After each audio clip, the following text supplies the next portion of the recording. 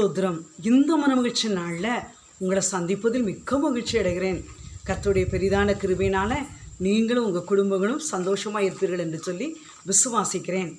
என் அன்பு பிள்ளைகளே, ஆண்டவர் இந்த நாளில் நம்மளுக்கு ஒரு அருமையான வாக்குத்தத்தம் தந்திருக்கிறார். ஒருவேளை அநேக காரியத்தில் நீங்களும் நானும் கவலையோடு இருக்கிறோம்.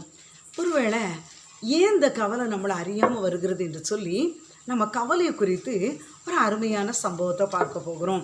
ஆண்டவர் உங்களுக்கு ஒரு அழகான வசனத்தை கிருபையாக தந்திருக்கிறார். 1 பேதுரு 5ஆம் அதிகாரம் 7ஆம் வசனம்.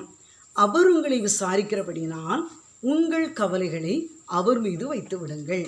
என் அன்பு பிள்ளைகளே, ஒரு வாலிபன் ஒருவன் நல்லா படித்து முடித்துட்டு வேலைக்காக வெகு தூரம் கடந்து சென்றான்.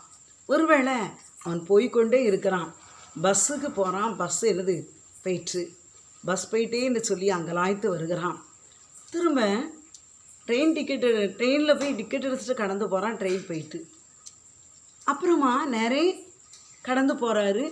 ஃப்ளைன்லையாவது கடந்து போவான்னு அந்த ஃப்ளைன் டிக்கெட்டில் போய் ஏறி கடந்து போகிறாரு. அந்த ஃப்ளைனும் அவனை விட்டு என்ன செஞ்சிருது, கடந்து போயிடுது. என் அன்பு பிள்ளைகளே, அப்படியே ஒரு சோக கவலையோடு அமிழ்ந்து போய் இருக்கிறான். ஒரு வயதான ஒரு தாத்தா அவரை தட்டி எழுப்பி, என் அன்பு மகனே, ஏன் கலங்குகிறான்? அவர் உங்களை விசாரிக்கிறபடியானால் உங்கள் கவலைகளை அவர் மீது வைத்து விடுங்கள். ஒரு வழியோரத்தில் ஒரு வயதான தாத்தா அவரை தட்டி, அந்த இளைஞனை தட்டி எழுப்பி, நீ அவரை பாரு, அவர் உன்னை விசாரிக்கிறபடியினால் உங்கள் கவலைகளை அவர் மீது வைத்து விடுங்கள். அன்பு பிள்ளைகளே, நீங்களும் நானும் என்ன பாரமோ என்ன நெருக்கமோ நாம் என்ன செய்யணும், அவர் மேலே வைத்திடணும்.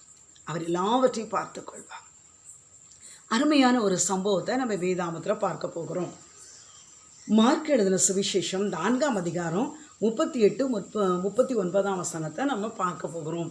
என் அன்பு பிள்ளைகளையும் இயேசு கிறிஸ்துவும் தன்னுடைய சீஷர்களும் ஒரு அழகான கப்பலில் கடந்து போய்கிட்டு இருக்காங்க. ஆனால் அந்த பெரிய அலை கொந்தளித்து வருகிறது. அந்த அலையில் அந்த கப்பல் என்ன அப்படி மேலே நோக்கி போகிறது. அது பெரும் உச்சி. அந்த உச்ச அளவில் கப்பல் கடந்து போய்கிட்டு இருக்கு. அப்போது உங்கள் சிஷ்யர்கள்லாம் என்ன செய்கிறாங்க, கத்துறாங்க, ஆவேசம் சொல்லி, போதகரே, நாங்கள் மடிந்து போகிறோம், உமக்கு கவலை இல்லையா என்று சொல்லி கலங்குறாங்க.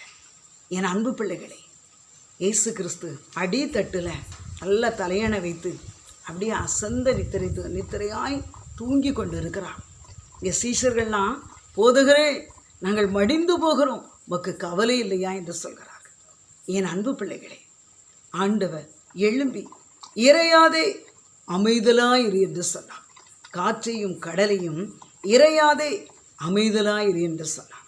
அந்த நிமிஷமே காற்றும் கடலும் இறையாமல் அமைதியாயிற்று. அன்பு பிள்ளைகளே, இதே போல தான் ஆண்டவர் அந்த கடலில் அந்த கப்பலில் அவர் அடித்தட்டில் தான் இருந்திருக்கிறாரு. ஆனால் அதை கூட சீசர்கள் என்ன செய்யலை, ஏசப்பா இருக்காங்க, இந்த கப்பல் எப்படி உடஞ்சா போகும், அமிழ்ந்தா போகும் அப்படின்னு நினைக்கல. என் அன்பு பிள்ளைகளே, இதே போல தான் சீசர்கள் அவிசுவாசமாக இருந்தது போல தான் நாமளும் என்ன செய்கிறோம், கலங்குகிறோம். ஒருவேளை நம்ம கடலில் அமிழ்ந்துருவோமோ, இந்த வாழ்க்கை இன்னும் படகலை, அவர் நங்குரமாக இருக்கிறாரு, அவர் நம்மளுக்கு துணைவராக இருக்கிறார், காவலனாக இருக்கிறார், நாவலனாக இருக்கிறார். அதெல்லாம் மறந்து என்ன செய்கிறோம், நாம் என்ன செய்கிறோம், ஆண்டவரையே மறந்து நம்ம படகு கவிழ்ந்துருமோ என்று சொல்லி பார்க்குறோம், நம்ம கப்பல் கவிழ்ந்துருமோ என்று சொல்லி பார்க்குறோம். அன்பு பிள்ளைகளே, நீங்களும் நானும் கர்த்தரை நோக்கி கூப்பிடும்போது ஆண்டவர் நம்ம வாழ்க்கையில் எல்லா காரியத்திலையும் அதிசயம் செய்ய, உங்கள் கலக்கங்கள் குழப்பங்கள் எல்லாவற்றையும் மாற்றுவதற்கு அவர் நல்லவராக இருக்கிறார். இந்த நிகழ்ச்சியை நான் தயாரித்து எடுப்பதற்கு முன்பதாக ஒரு சிறு ஃபோன் வந்தது. அப்பொழுது என்ன என்று சொல்லி பார்க்கும்போது, அருமையான ஒரு சகோதரி, நாங்கள் ஒரு இடத்துல ஜெபிக்கும்போது அந்த சகோதரி ஓடி எனக்காக ஜெபிங்கன்னு சொல்லுவாங்க. ஒருவேளை இயேசு அறியாத சகோதரி தான்.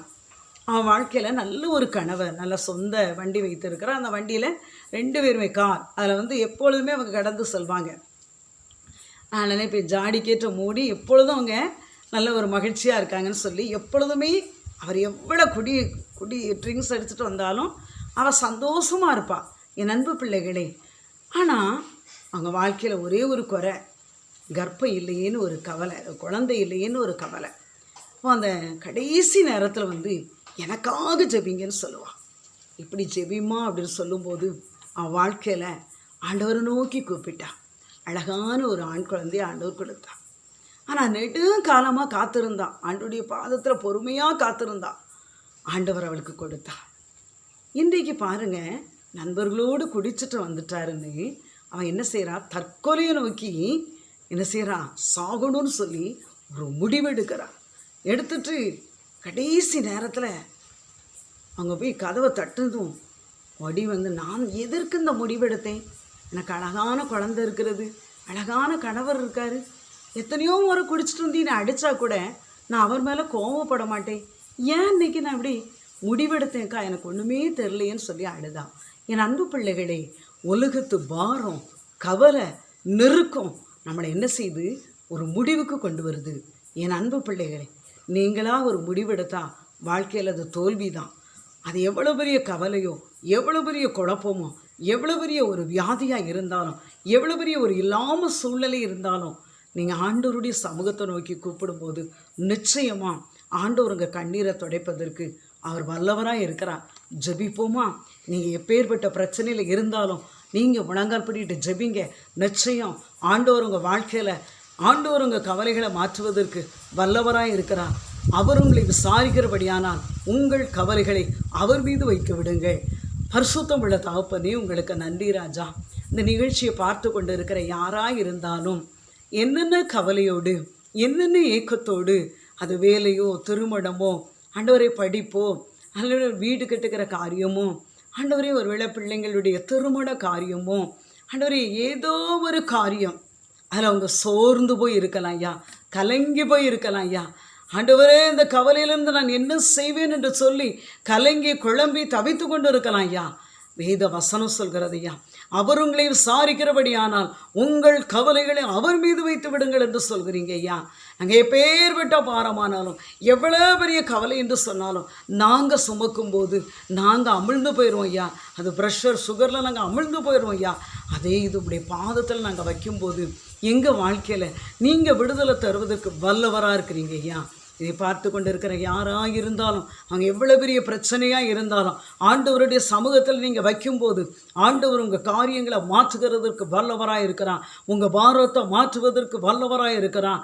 உங்கள் வியாதியை மாற்றுவதற்கு வல்லவராக இருக்கிறான். உங்கள் சூழ்நிலைகளை மாற்றுவதற்கு வல்லவராக இருக்கிறான். பெரிய காரியங்களை செய்யுங்க. இயேசுவின் நாமத்தில் ஜெபிக்கிறோம் நல்ல பிதாவே, ஆமென். ஹல்லேலூயா.